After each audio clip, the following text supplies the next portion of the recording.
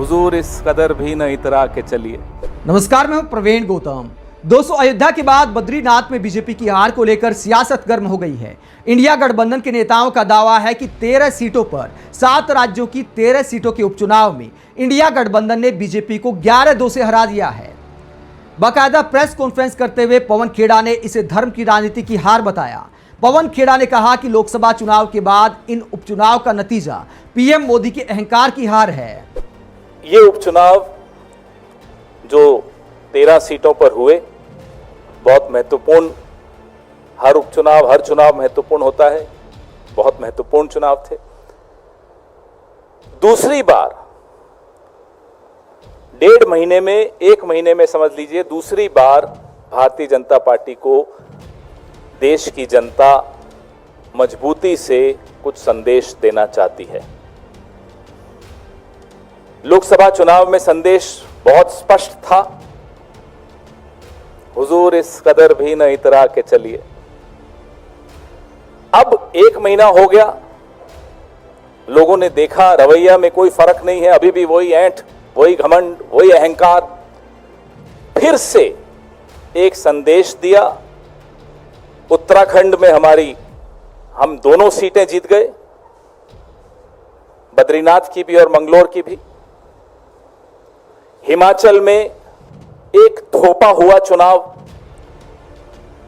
निर्दलीय 3 विधायकों से इस्तीफा लिया गया, उनसे इस्तीफा करवाया गया, हमारी सरकार को अस्थिर करने का प्रयास किया गया और जनता का पैसा एक थोपे हुए चुनाव पर बर्बाद करवाया गया।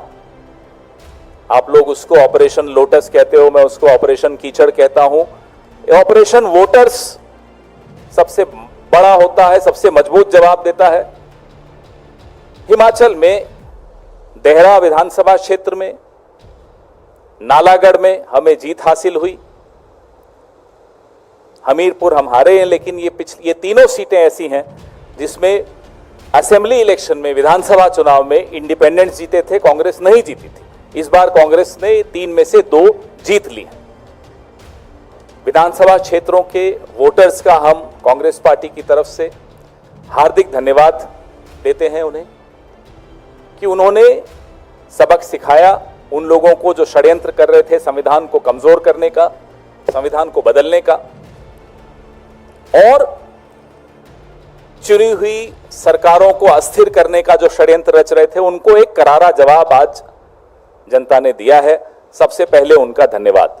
खास तौर पर बद्रीनाथ का जिक्र करते हुए पवन खेड़ा ने कहा कि बद्रीनाथ में भी ज्यादातर हिंदू रहते हैं, जिन्होंने दिखा दिया कि जनता अब जागरूक हो गई है, मतलब के मुद्दों पर वोट करना सीख गई है। एक के बाद एक आप देख रहे हैं कि कैसे भारतीय जनता पार्टी की राजनीति को लोग ठुकरा रहे हैं, लोग उसको अस्वीकार कर रहे हैं, क्योंकि उस राजनीति में जवाबदेही का स्थान नहीं है, लोकतांत्रिक प्रक्रियाओं के प्रति सम्मान नहीं है और लोगों के हकों और लोगों के सवालों का जवाब देने की ये जरूरी नहीं समझते प्रधानमंत्री जी, आवश्यक नहीं समझते। वो घमंड वो आपको इनकी राजनीति में दिखता है। मंगलोर का मैं उदाहरण देना चाहूंगा खास तौर पे। चुनाव के दिन वहां किस तरह का प्रयोग करने की कोशिश की वो आपके सामने है। कैसे मुस्लिम मतदाताओं को रोकने की पूरी कुचेष्टा की गई, उनका हक है वोट देना, वो उनको रोका गया। आज मैं सोशल मीडिया पे देख रहा था, कई टिप्पणियां भारतीय जनता पार्टी के समर्थक कर रहे थे, अरे मंगलौर तो मुस्लिम बाहुल इलाका है, कांग्रेस को जीतना ही था। तो मैं उनसे पूछना चाहता हूं, बद्रीनाथ 97.68% हिंदू है ना। बात हिंदू मुसलमान की नहीं है, बात है किस तरह की राजनीति आप इस देश पर थोपना चाहते हैं।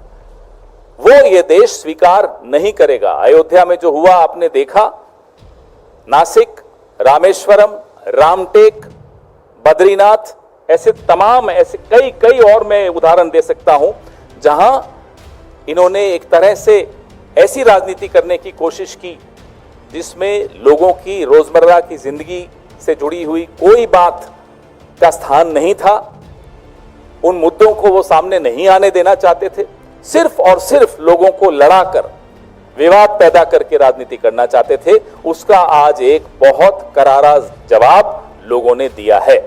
पवन खेड़ा ने खास तौर पर उत्तराखंड की हार का जिक्र किया। बद्रीनाथ के अलावा मंगलोर की सीट भी बीजेपी हार गई है। बीजेपी सरकार का वहां काफी कार्यकाल बचा है, उसके बावजूद दोनों विधानसभा सीट हार जाना एक बड़ी खबर है। पवन खेड़ा ने कहा कि उत्तराखंड में जिस तरह जनता ने हाल किया है उसे देखकर बीजेपी को सीख लेनी चाहिए। सर, दो सवाल। एक तो जो उपचुनाव के नतीजे आए हैं, जिस तरह से बीजेपी ने राहुल गांधी को उनके बयान पर घेरने की कोशिश की कि उन्होंने हिंदुओं का अपमान किया, आपको लगता है कि उपचुनाव में कहीं ना कहीं जनता ने इस पर भी अपना एक जनादेश दिया है? लगातार जनता संदेश दे रही है।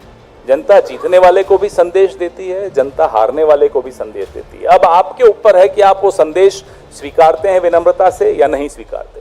हमने 2014 का संदेश भी स्वीकारा, 2019 का भी स्वीकारा, 2024 का भी स्वीकारा, ये उपचुनावों का भी हम संदेश स्वीकार रहे हैं, उससे सीख ले रहे हैं। क्या नरेंद्र मोदी जी कुछ सीख लेंगे? लगातार उनकी राजनीति को अब ठुकराया जा रहा है, नकारा जा रहा है। अब उनके हाथ में, वो लें तो लें, ना ले तो आने वाले चुनाव में और मालूम पड़ जाएगा। सर, ये जो बाइपोल रिजल्ट पर आपने बात कही, टीएमसी की तरफ से कुणाल घोष ने कहा है कि यह रिजल्ट जो है वो केंद्र में मोदी सरकार के लिए उल्टी गिनती शुरू हो गई है और इंडिया अलायंस जल्द केंद्र में गवर्नमेंट फॉर्म करेगी और टीएमसी का उसमें सिग्निफिकेंट रोल होगा। कांग्रेस भी क्या यही मानती है कि मोदी सरकार की उल्टी गिनती केंद्र में शुरू हो गई है? आप लोग अगर बहुत लंबी छुट्टी पे जाने की सोच रहे हैं तो मत करिएगा, मैं आपको सलाह दे रहा हूं। अब इशारा है तो मत जाइएगा छुट्टी पर, कुछ महीनों बाद चले जाइएगा, उसमें क्या हो गया। मतलब कांग्रेस ये मान रही है कि 2 महीने में कुछ बड़ी घटनाक्रम राजनीतिक उलटफेर हो सकती है। मैं फिर आपको दोहरा रहा हूं, अगर कोई शादी करने वाला हो, छुट्टी पे जाने वाला हो, हनीमून पे जाने वाला हो, तो अभी रुक जाइएगा। दोस्तों, एक तरफ बद्रीनाथ की जीत और उपचुनाव के नतीजों को इंडिया गठबंधन के नेता धर्म की राजनीति और पीएम मोदी की हार बता रहे हैं, तो देश की मेन स्ट्रीम मीडिया में सन्नाटा पसर गया है। कोई डिबेट नहीं, कोई हल्ला बोल नहीं। अगर बीजेपी के हक में नतीजे आते तो मीडिया एंकर कहते कि देखिए, विपक्ष वाले तो दावा कर रहे थे कि मोदी मैजिक खत्म हो गया, तुक्के से सरकार बन गई, लेकिन मोदी लहर अब भी जारी है। इंडिया गठबंधन का सुपड़ा साफ कर दिया, इस तरह की हेडलाइन देखने को मिलती। तो क्या आज इस तरह की डिबेट देखने को मिलेंगी? क्या मोदी का मैजिक खत्म हो गया है? इस डिबेट को लेकर क्या कोई एंकर हिम्मत कर पाएगा विपक्षी प्रवक्ताओं को बुलाने की? आप इन उपचुनाव के नतीजों को लेकर क्या सोचते हैं? जबकि कई राज्यों में चुनाव आने वाला है, महाराष्ट्र में चुनाव आने वाला है, हरियाणा में चुनाव आने वाला है, अगले साल दिल्ली में भी चुनाव होने हैं। तो ये उपचुनाव के नतीजे क्या इंडिया गठबंधन का मोराल बूस्ट करेंगे और क्या बीजेपी के लिए एक सिलसिला बन गया है हार का? लोकसभा चुनाव के बाद जिस तरह इन उपचुनाव में हार हुई है, क्या ये बीजेपी के लिए बड़ा सेटबैक है? खास तौर पर बद्रीनाथ की हार पर आप क्या सोचते हैं? क्योंकि अयोध्या में जब बीजेपी हारी थी तो पीएम मोदी के समर्थकों ने अयोध्या वासियों को ही कोसने का काम किया था कि देखिए पीएम मोदी ने कितना काम कराया, उसके बावजूद उन्हें हरा दिया। ऐसे में बद्रीनाथ की हार क्या बीजेपी पचा पाएगी? और क्या ये धर्म की राजनीति की हार नहीं है? आप इस पूरे मुद्दे पर क्या सोचते हैं? कमेंट बॉक्स में अपनी राय जरूर दें। अगर आप हमारी पत्रकारिता को पसंद करते हैं तो थैंक्स के ऑप्शन के जरिए आर्थिक सहयोग भी दे सकते हैं। इसके अलावा वीडियो को लाइक करें, चैनल को सब्सक्राइब करें। नमस्कार।